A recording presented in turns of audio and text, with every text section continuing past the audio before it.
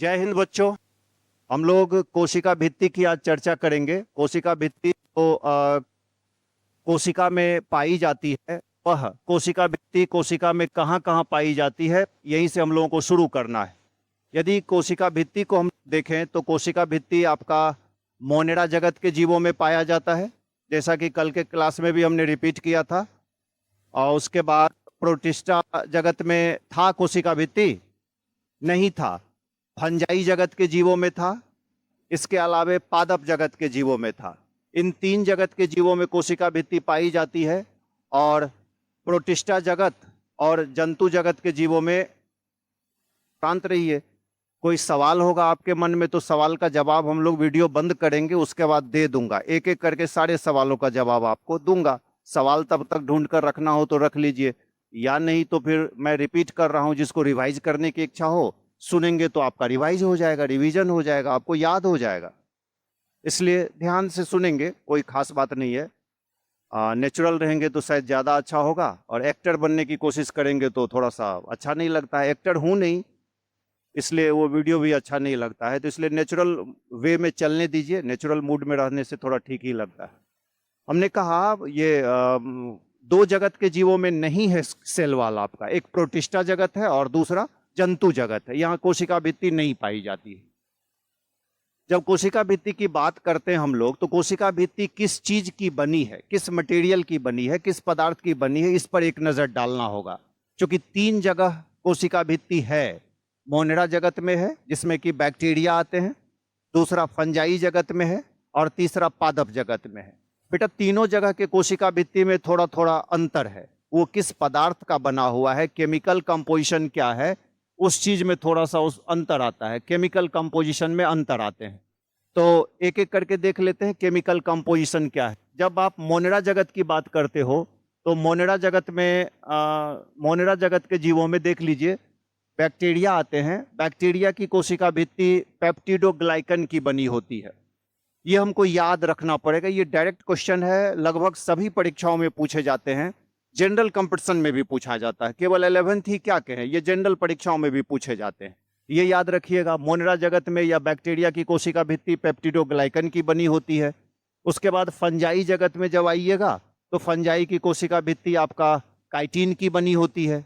और पादप जगत में दो हिस्से हमने बना रखे हैं। शैवाल एक अलग कर दिया है, शैवाल के बाद दूसरे पौधे को हमने अलग कर दिया है। शैवाल की कोशिका भित्ति में याद रखिएगा हेमीसेल्यूलोज नहीं पाया जाता है। क्वेश्चन का यहीं से आपको बाइफर्केट हो जाएगा, अंतर यहीं से पता चलेगा। यहीं से ऑप्शन में वो थोड़ा सा ट्विस्ट करता है। तो शैवाल की कोशिका भित्ति में सेल्यूलोज तो होंगे ही होंगे, इसके अलावे जो मटेरियल है वो गैलेक्टांस है, मैनांस है और कैल्शियम कार्बोनेट है। ये शैवाल की कोशिका भित्ति में। शैवाल भी बेटा पौधा ही है, लेकिन इस पौधे के कोशिका भित्ति का कंपोजिशन, केमिकल कंपोजिशन आप देख सकते हो। और इसके अलावे अन्य जितने पौधे हैं उनकी कोशिका भित्ति का केमिकल कंपोजिशन देखिएगा तो पता चलता है सेल्यूलोज ये तो कॉमन था दोनों जगह, लेकिन यहाँ हेमीसेल्यूलोज पाया जाता है। तो दूसरे पौधों की कोशिका भित्ति में आपका हेमीसेल्यूलोज पाया जाता है, ये इधर नहीं था। इसके अलावा पैक्टिन है, कुछ स्ट्रक्चरल प्रोटीन वगैरह भी इसमें पाए जाते हैं, यह भी होते हैं। तो ये इसका केमिकल कंपोजिशन था। जब इस कोशिका भित्ति की संरचना को और समझने का प्रयास करते हैं तो हमें पता चलता है जो कोशिका भित्ति में तीन लेयर होते हैं, तीन परत होते हैं। बाहर से भीतर की तरफ यदि चलें, कोशिका भित्ति के परतों की बात करें तो सबसे बाहर में हमारा मध्य पटलिका था, मिडिल लैमेला वाला लेयर था। उसके ठीक अंदर में प्राइमरी सेल वॉल था, प्राथमिक कोशिका भित्ति थी। और उसके और अंदर चलें तो सेकेंडरी सेल वॉल मिला था हम लोगों को, द्वितीय कोशिका भित्ति मिली थी। याद है?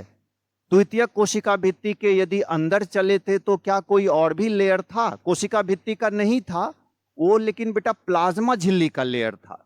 तो द्वितीय कोशिका भित्ति के अंदर आपका प्लाज्मा झिल्ली का लेयर होता है। प्लाज्मा झिल्ली तो हम लोगों ने पढ़ लिया है पीछे। कोशिका भित्ति तक ही हमें सीमित रहना है, कोशिका भित्ति तक की ही हमें बात करनी है। एक एक करके इन चीजों को थोड़ा सा देखते चलते हम लोग। सबसे बाहर में हमने कहा आपको ये तीनों लेयर को हमने क्रमशः इसमें दिखाया है, जो अभी हमने कहा है वही है यहाँ पर। इसके अलावे जो सबसे बाहरी परत था ये मध्य पटलिका था। मध्य पटलिका के बारे में कल उदाहरण दे देकर भी हमने समझाया था कि ये सीमेंटिंग लेयर है, अगल बगल की कोशिकाओं को जोड़ने का काम करता है। तो एडजेसेंट सेल्स को ये सीमेंट की तरह एक दूसरे से जोड़ने का काम करता है, चिपका के रखता है, ये मध्य पटलिका होता है। तो ये यहाँ इस फिगर में देख सकते हैं, ये 4 सेल हमने दिखाया, 1 है, 2, 3, 4, और चारों के बाहर में सबसे बाहरी परत में ये आप देख सकते हैं, ये आपका मध्य पटलिका वाला ही लेयर है। और मध्य पटलिका सबसे बाहरी परत है, एक ये बात याद रखिएगा। इसके अलावा ये किस मटेरियल का बना है, जैसे कह रहे हो सीमेंटिंग लेयर है, इस सीमेंट में है क्या, कौन सा पदार्थ है, कौन सा केमिकल्स होता है मध्य पटलिका में, ये हमको याद रखना पड़ेगा। ध्यान दीजिएगा, कैल्शियम पैक्टेट है और मैग्नीशियम पैक्टेट है। यदि ये भूल जाएं तो कॉमन नाम पेक्टिन बोलते हैं। अभी पीछे देखे थे हम लोग, इधर पेक्टिन हमने लिखा था, यदि इस फिगर में चलें तो यहां देखो पेक्टिन लिखा था ना, ये वही पेक्टिन है। कैल्शियम पैक्टेट और मैग्नीशियम पैक्टेट वाली ही बात यहां पर है, ये वही पेक्टिन है आपका। तो ये याद रखिएगा, इसमें कैल्शियम पैक्टेट और मैग्नीशियम पैक्टेट होते हैं, कॉमनली हम लोग पेक्टिन बोलते हैं। और बताया हमने आपको कि अगल बगल के कोशिकाओं को ये परस्पर एक दूसरे से जोड़ कर रखता है। जैसे जैसे कोशिका बड़ी होती जाती है, ये देखोगे यहाँ से एक चीज और, एक बात और अलग से एक्स्ट्रा, एक जनरल कंपटीशन के लिए या नीट के लिए क्वेश्चन हम लोग डिस्कस कर लेते हैं, बड़ा अच्छा सवाल है। मान लीजिए हमें प्लांट सेल का अध्ययन करना है, स्टडी करना है, तो प्लांट सेल अकेली कोशिका तो कहीं है नहीं जो गए और उठा लिया, निकाल लिया और उसको जो मन है कर रहे हैं, देख रहे हैं उसमें। कोशिका तो आपस में झुंड में है, और कोशिकाओं के इन झुंडों को हम लोग उत्तक कहते हैं। यहाँ कई कोशिकाएं हैं, ये उत्तक बनाकर हैं। अब इसमें जो अगल बगल की जितनी कोशिकाएं हैं, इन दोनों कोशिकाओं को जोड़ा हुआ क्या है, कौन मटेरियल जोड़ा हुआ है? मध्य पटलिका में पेक्टिन जोड़ा हुआ है, इसमें पेक्टिन ही था। मध्य पटलिका में अभी देखे थे हम लोग, कैल्शियम पैक्टेट और मैग्नीशियम पैक्टेट का बना हुआ है, मतलब पेक्टिन इसको जोड़ कर रखा हुआ है। जब तक हम इस पेक्टिन को यहां से नहीं हटाएंगे, डिसॉल्व नहीं करेंगे, तब तक यहां से किसी एक कोशिका को बाहर निकालना हमारे लिए मुश्किल हो जाएगा। जैसे दीवार में ईंट ही लगा है, ढेर सारे ईंट लगे हुए हैं, अब बीच से हमको एक ईंट निकालना है, तो उस ईंट के चारों तरफ जो सीमेंट और बालू का मिश्रण है, उसको धीरे धीरे धीरे करके हटाएंगे, खोद खोद के, तभी जाके एक ईंट निकलेगा। अदरवाइज पूरा का पूरा नहीं तो दीवार गिराना पड़ेगा हमको, घटना यही घटेगी। तो एक कोशिका को निकालने के लिए बेटा इस पेक्टिन को डिसॉल्व करना पड़ेगा, घुलाना पड़ेगा, हटाना पड़ेगा। हटाते हैं तो पेक्टिन को हटाने के लिए एक एंजाइम यूज किया जाता है, पेक्टिनेज, नाम याद रखिएगा। जैसे प्रोटीन को पचाने के लिए, घुलाने के लिए प्रोटीएज एंजाइम यूज होता है, वसा को डिसॉल्व करने के लिए लाइपेज एंजाइम यूज होता है, उसी तरह से पेक्टिन को डिसॉल्व करने के लिए पेक्टिनेज एंजाइम यूज होता है। तो पेक्टिनेज एंजाइम यूज करेंगे तब ये मध्य पटलिका मिडिल लेमेला वाला लेयर हट जाएगा, और हट जाएगा तो ये देखो अब कोशिका हट गया है, मिडिल लेमेला वाला लेयर, कोशिका फ्री है, एक एक कोशिका अलग अलग है। अब इन कोशिकाओं को आसानी से हम लोग यहाँ से निकाल सकते हैं, सेपरेट कर सकते हैं। तो उत्तकों में से कोशिकाओं को सेपरेट करने की प्रक्रिया को मैसीरेशन कहा जाता है, इसको याद रखिएगा। पेक्टिनेज एंजाइम मध्य पटलिका को घुला देता है और इस प्रोसेस का नाम होता है मैसीरेशन, पृथक्करण कहते हैं। ये क्वेश्चन पूछा हुआ है नीट में भी, इसको याद रखिएगा। तो मैसीरेशन के प्रोसेस में कौन एंजाइम यूज होता है? पेक्टिनेज एंजाइम यूज होता है, सीधी सी बात है, यहां से एक ही क्वेश्चन निकल रहा है, ये आप इसको याद रखिएगा।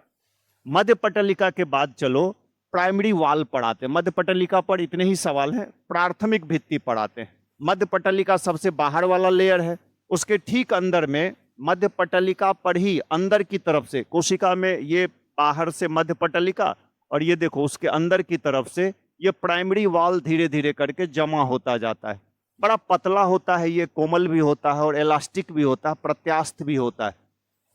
पौधे की कोशिका भी जो नई कोशिका है या जो झुक रही है, जैसे पौधों की पत्तियों को देखो झुका देते हैं, नई टहनियों को देखो झुका देते हैं, लेकिन मोटा तना जो हो गया है क्या उसको भी झुका पाते हैं? मालूम है क्यों नहीं झुका पाते हैं? क्योंकि उसमें प्राइमरी वाल के अंदर एक और लेयर बन गया है, सेकेंडरी वाल। सेकेंडरी वाल बेटा निर्जीव होता है, बड़ा हार्ड होता है, कड़ा हो जाता है, और जिस कोशिका में द्वितीय कोशिका भित्ति बन जाती है वो कोशिका अब झुकने वाली नहीं है, क्योंकि बड़ा रिजिड लेयर है, हार्ड लेयर है, कड़ा लेयर होता है, वो नहीं झुक पाता है। तो सेकेंडरी वाल की चर्चा 2 मिनट के बाद करते हैं, पहले जरा प्राइमरी वाल को देख लें। ये इसका नेचर हो गया। पोजीशन हमने बताया मध्य पटलिका के अंदर होगा, अंदर से मध्य पटलिका पर एक और लेयर आपका जम रहा है, वही लेयर कहलाता है मध्य पटलिका। अब इसमें चूंकि इलास्टिसिटी का गुण है, प्रत्यास्थता का गुण होता है, ये कोशिकाओं को बढ़ने का मौका देता है। जैसे रबर है, इलास्टिक है, तो रबर के भीतर में या बैलून के भीतर में कुछ देते जाते हैं तो बैलून फैलता जाता है, फैल सकता है। यहां भी कह रहे हो प्राइमरी वाल का नेचर जो है प्रत्यास्थ होता है, इलास्टिक होता है, तो कोशिका फैल सकती है, कोशिका बड़ी हो सकती है। लेकिन जब सेकेंडरी वाल बन जाते हैं तब ये चीज थोड़ा सा मुश्किल होता है, क्योंकि वो बड़ा हार्ड होता है, कड़ा हो जाता है। उसी तरह से कोशिका परिपक्वता चक्र है, इसमें कोई खास बातें नहीं है, ये प्राइमरी वाल को ही यहाँ पर दिखाया गया है। और इस प्राइमरी वाल के भीतर में देखिए जब सेकेंडरी वाल बन जाते हैं तो इसकी इलास्टिसिटी कम जाती है, अब वो प्रत्यास्थ नहीं रहता, बड़ा कम होता है, अब उसके फैलने के चांसेस कम जाते हैं, अब वो कोशिका बहुत बड़ी नहीं हो सकती, फैल नहीं सकती है। तो सेकेंडरी वाल बनने लगेगा तो उसकी प्रत्यास्थता घट जाएगी, कोशिका में इलास्टिसिटी का गुण नहीं होगा। और जब उसमें प्राइमरी वाल था, प्राइमरी वाल था वो यंग सेल्स में ही होंगे। जैसे जैसे सेल पुराना होगा उसमें सेकेंडरी वाल बनने लगेंगे तो इलास्टिसिटी का गुण खत्म हो जाता है। तो जब यंग सेल है उसमें प्राइमरी वाल होगा, और प्राइमरी वाल होगा तो इसमें देखिएगा इलास्टिसिटी भी जबरदस्त है। कांटा देख रहे हैं आप, ये ग्राफ हमने यहाँ लिया है, इलास्टिसिटी भी बहुत ज़्यादा है और इसमें ग्रोथ भी बहुत ज़्यादा होता है, वृद्धि भी ज़्यादा होती है। तो जैसे जैसे कोशिका परिपक्व होती है उसकी वृद्धि की क्षमता घटती जाती है, और प्राइमरी वाल पर अंदर की तरफ से एक और लेयर, जो तीसरा परत है द्वितीय कोशिका भित्ति, वो जमने लगता है, वो बनने लगता है, द्वितीय कोशिका भित्ति का निर्माण होने लगता है। द्वितीय कोशिका भित्ति में क्या ऐसा मटेरियल है जो उसको इतना कड़ा बना देता है? तो उसमें बेटा कुछ नहीं, लिग्निन रहता है, क्यूटीन रहता है, सुबेरिन रहता है, ये सब पदार्थ अब कोशिका में अंदर की तरफ से ही जमने लगते हैं। फिर से एक बार बता रहा हूं, बाहर प्राइमरी वाल, बाहर मिडिल लेमेला, इसके अंदर प्राइमरी वाल बना, अब इसके अंदर सेकेंडरी वाल बन रहा है। सेकेंडरी वाल में क्या क्या चीज है? तो लिग्निन है, क्यूटीन है और सुबेरिन है। ठीक है, प्राइमरी वाल के अंदर है, ये मटेरियल जमा हो रहे हैं, और जब ये मटेरियल जमा हो जाएंगे तो ये इनएलास्टिक बना देता, अप्रत्यास्थ, तब उसमें लचीलापन का गुण नहीं रहता है।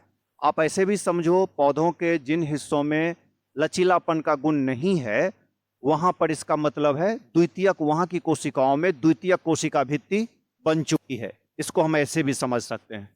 तो ये आपका इनएलास्टिक बना देता है और थोड़ा सा मोटा लेयर भी होता है। और इससे पौधों को फायदा क्या मिलता है? तो मैकेनिकल सपोर्ट मिलता है, यांत्रिक बल मिलता है, सहारा मिलता है, क्योंकि पौधे के शरीर को बहुत फैलना है, फैलता रहता है, बड़ा होता रहता है, तो जितनी मजबूती मिलेगी उतना वो ऊपर वाले हिस्से को होल्ड कर सकेगा, टिका सकेगा, नहीं तो गिर जाएगा, कोई टहनी कहीं है वो गिर जाएगा तो फिर पौधा का अंग टूटने लगेगा। तो मैकेनिकल सपोर्ट प्रदान करता है।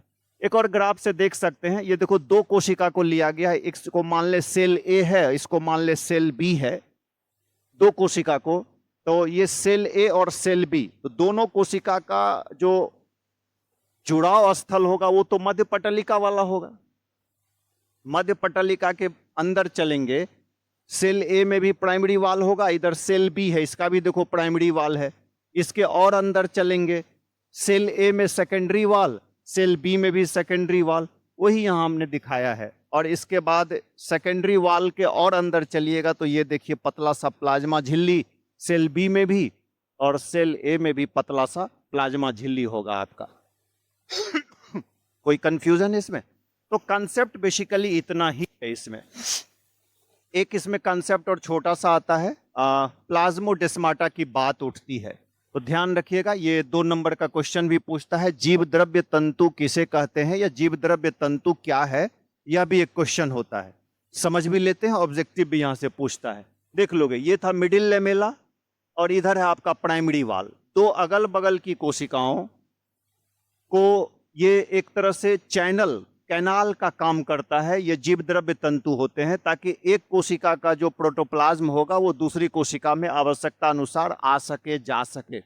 नहीं तो मान लिया एक कोशिका में जो मटेरियल है और बगल की कोशिका में कोई दूसरा मटेरियल है, दोनों कोशिका को जो मटेरियल जरूरत होगा यदि ये नहीं आने देगा इसमें या इसका उसमें नहीं जाएगा तो फिर दोनों तो सेपरेट हो जाएगा।